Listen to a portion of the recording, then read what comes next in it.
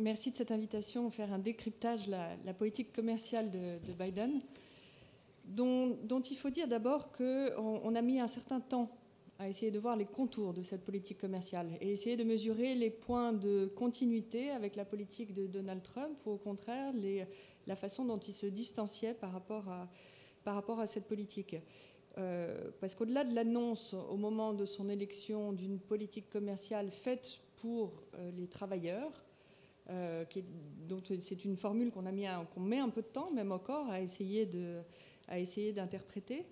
Et au-delà du signal qui a été donné en début de présidence, en janvier 2021,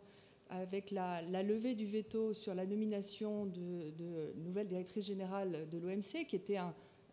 geste de réengagement, en tout cas positif, que l'on prenait comme un geste positif, qui est venu quand même rapidement au début de sa présidence, pour débloquer cette nomination. Il a fallu attendre quelques mois, quasiment 6 mois, pour essayer de commencer à avoir les premiers signaux qui donnaient le périmètre de cette nouvelle politique commerciale,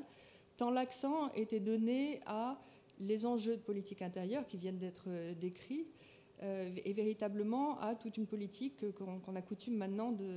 même en français, d'appeler domestique, avec notamment l'accent mis sur tous ces plans d'investissement faramineux sur les infrastructures américaines, mais également l'éducation, la formation, la santé, avec des montagnes de dollars qui sont investis. Et puis peut-être un signal aussi qui va dans ce sens d'un renforcement des capacités américaines, d'abord, reconstruire les forces de production américaines, avec le durcissement du Buy American Act, qui fait passer de 50% de contenu d'origine américaine à 60% les produits qui peuvent gagner des appels d'offres et qui devraient même monter davantage. Enfin, le pourcentage devrait encore être élevé dans les années qui viennent, ce qui a fait grincer d'abord les partenaires canadiens et mexicains fortement intégrés dans l'accord de l'ALENA révisé, le USMCA, mais qui envoie un signal fort encore de fermeture du marché américain.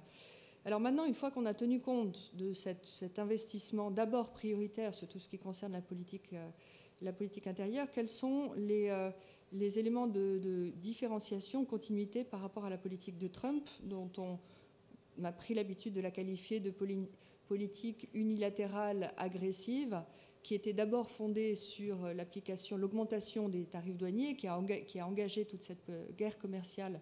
que l'on connaît non seulement vis-à-vis de la Chine, mais vis-à-vis de toute une série de partenaires à travers le monde. Le premier élément que j'ai envie de souligner, c'est d'abord la continuité vis-à-vis de Donald Trump en ce qui concerne le niveau multilatéral.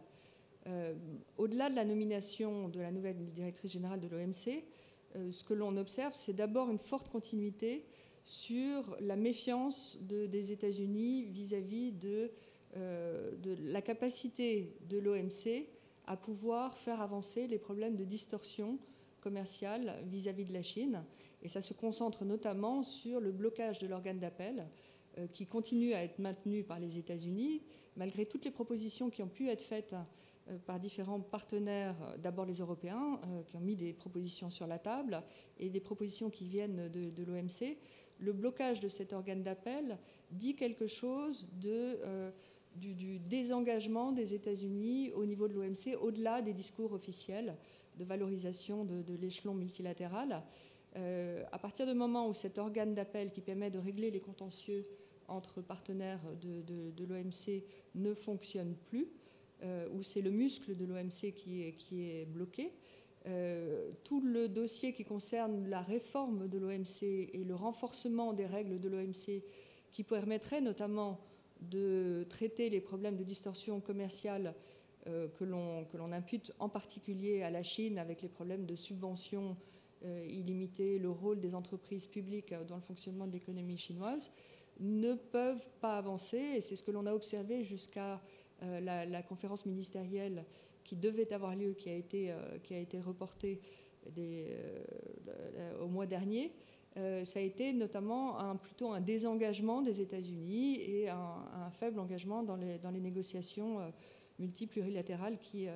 étaient sur la table. Maintenant, le deuxième élément, il concerne le traitement des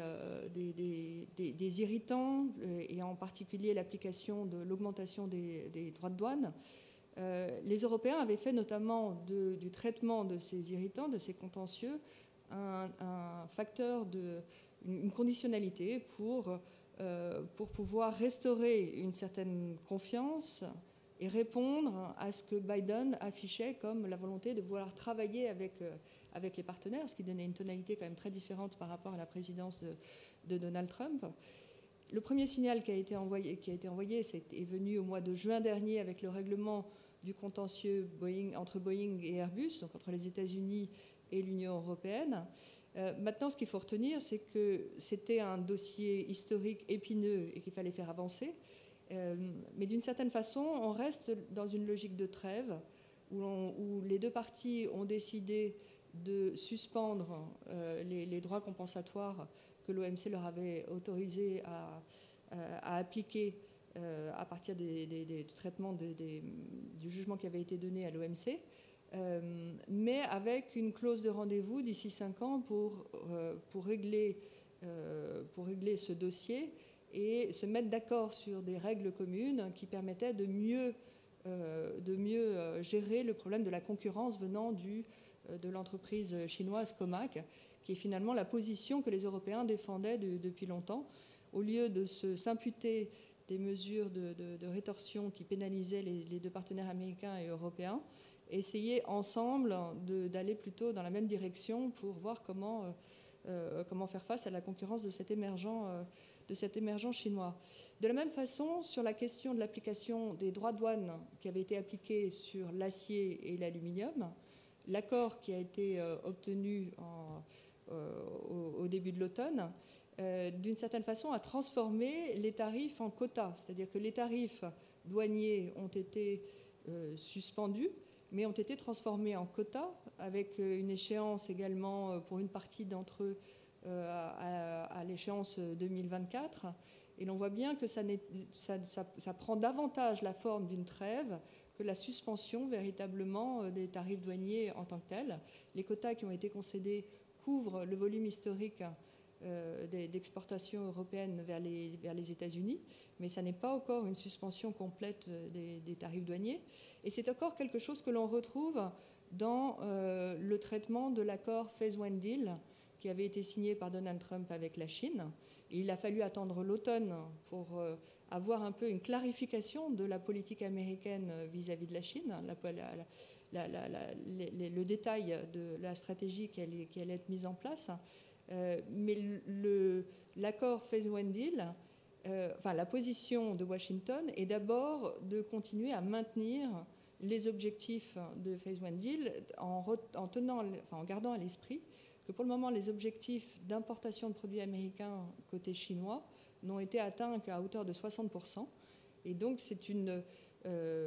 il s'agit d'abord de mettre en place cet accord. Ce qui a été suspendu, c'est la menace d'augmentation de tarifs douaniers supplémentaires encore. Mais les tarifs qui sont en vigueur, les droits de douane qui sont en vigueur actuellement sur les importations de produits chinois sont maintenus et réciproquement du côté chinois. Donc on a d'une certaine façon un certain nombre une logique de trêve, mais qui ne suspend pas complètement la politique de droits de douane, en sachant que Biden n'a pas une marge de manœuvre colossale sur cet enjeu, qu'il a continué à faire face à une pression très forte des républicains sur le maintien de ces tarifs douaniers, même si il n'y a pas actuellement d'analyse économique qui prouve, d'une part, qu'il y a eu augmentation d'emplois significative, que ça a permis de créer plus d'emplois côté américain. Et si l'on peut se poser la question aussi de la contribution de ces droits de douane au phénomène d'inflation que l'on a côté américain, qui n'en est pas une cause principale, mais qui n'arrange pas, en tout cas, la tendance inflationniste, avec des coûts de biens de consommation qui sont plus élevés pour les consommateurs américains. Par ailleurs, un autre élément important de la politique commerciale de Biden à l'heure actuelle, c'est sa volonté de geler la stratégie des accords commerciaux. Il n'a pas la marge de manœuvre actuellement au niveau du Congrès pour s'engager dans des négociations d'accords commerciaux. Il l'avait dit clairement au début de son mandat, il ne s'engagerait pas dans des nouvelles négociations, d'autant plus que la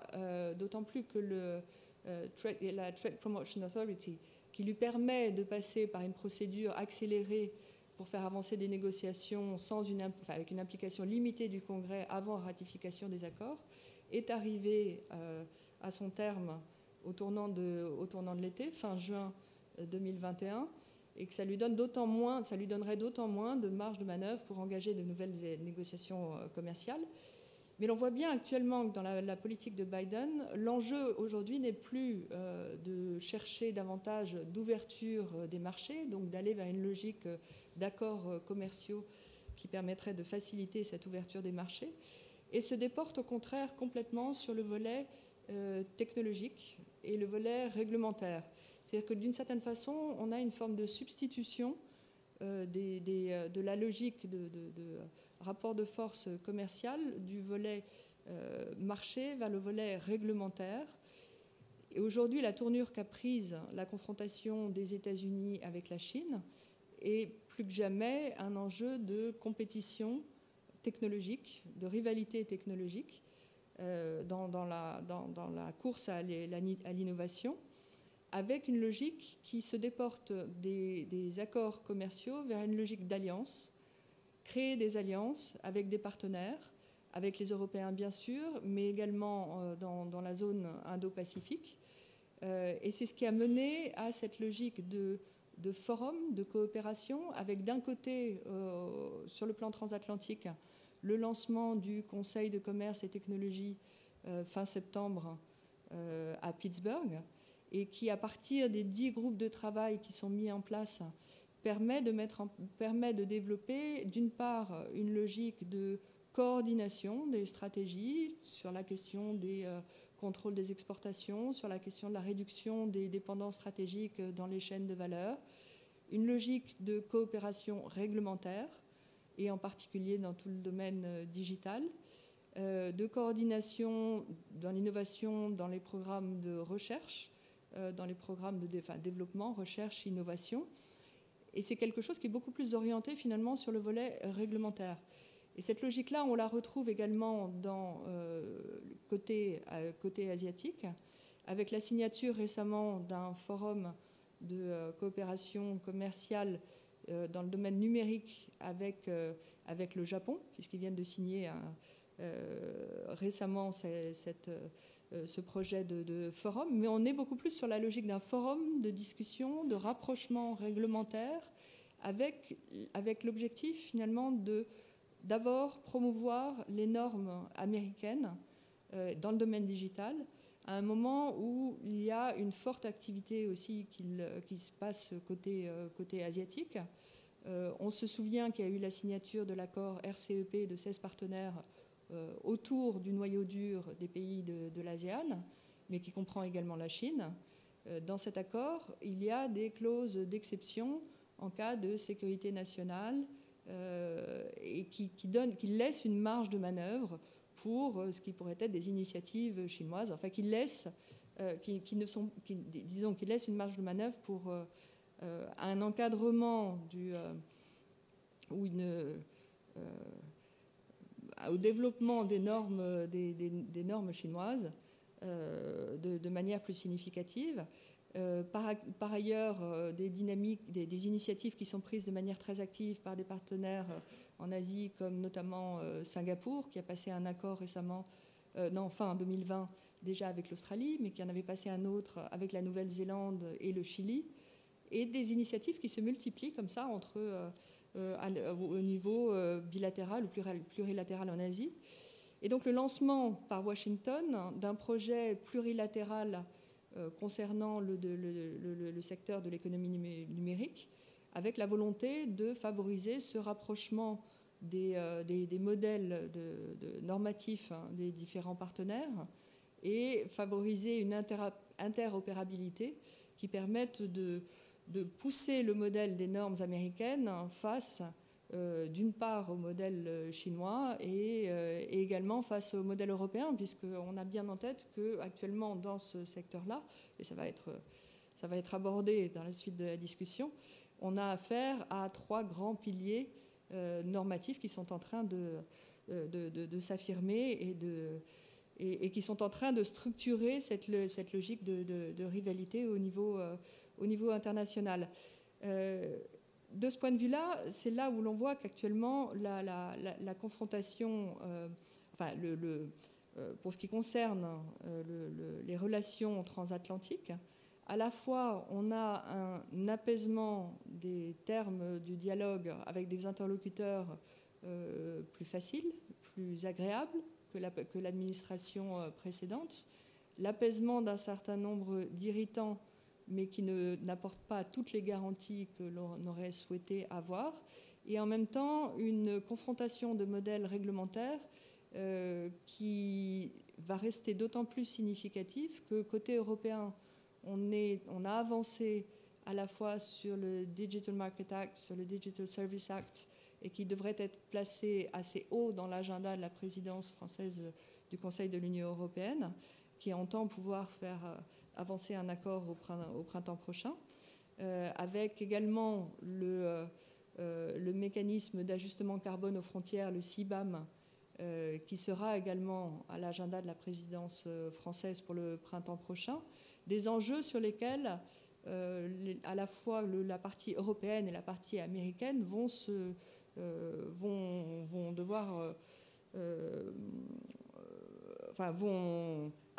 autour desquels il y a une affirmation de modèles réglementaires qui ne va pas dans le sens de la promotion des normes américaines. Alors, pour conclure, je dirais qu'il y a un signal peut-être un peu plus positif, qui est la relance de l'initiative trilatérale entre les États-Unis, l'Union européenne et le Japon, qui avait été lancée début 2020 pour un encadrement plus fort des subventions industrielles, et qui était une initiative qui ciblait plus spécifiquement les problèmes de distorsion de concurrence créés par le modèle chinois, et notamment le rôle des entreprises publiques, et à nouveau ce problème de subvention illimitée, et qui avait été suspendu par la situation du Covid et d'une certaine façon par le renforcement de toutes les aides publiques qu'a suscité la pandémie, et qui vient d'être lancé il y a quelques semaines, et qui pourrait donner un signal plus structurant de coopération qui irait dans le sens, en tout cas, d'une coopération transatlantique qui ciblerait véritablement ces problèmes de fond, de distorsion commerciale, auxquels les Européens sur lesquels ils veulent se concentrer et pour lesquels ils réitèrent systématiquement leur invitation auprès de Washington, à la fois en bilatéral, en trilatéral avec le Japon et au niveau multilatéral.